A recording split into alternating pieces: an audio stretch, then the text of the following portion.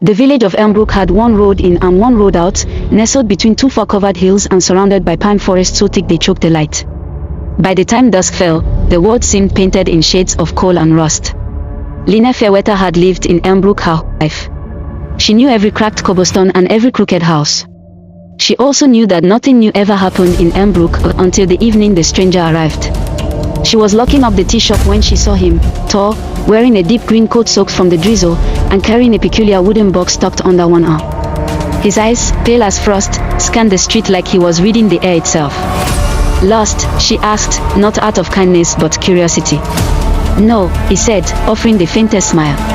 Just late. He continued past her and stopped in front of the old clockmaker's shop. It had been abandoned since Old Man Thorne disappeared 10 years ago. The door had always remained locked, windows boarded up. But now, without key or effort, the stranger pushed it open and stepped inside.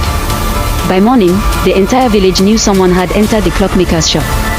By evening, they swore the clocks, long dead and silent, were ticking again. The ticking grew louder each day. Not just from the clockmaker's shop, but across the village. Grandfather clocks that hadn't worked in decades chimed at midnight. Wristwatches long forgotten in drawers suddenly glowed with blue light and resumed ticking. Even Lina's great-aunt's cuckoo clock, broken since 1984, sang once again. Driven by a mix of fear and fascination, Lina returned to the shop the next evening.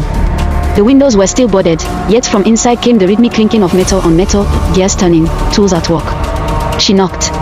No answer. But the door, like before, creaked open. The shop looked nothing like the dusty ruin she'd picked at as a child. It gleamed. Walls were lined with clocks of every kind, all ticking in perfect harmony.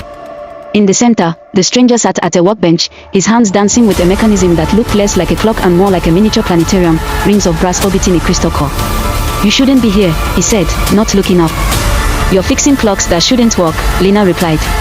That haven't worked for decades. Who are you? He sighed, set the device down, and finally met her eyes. I'm not fixing them, he said. I'm waking them up. A low hum filled the room. Then, every clock struck midnight in unison.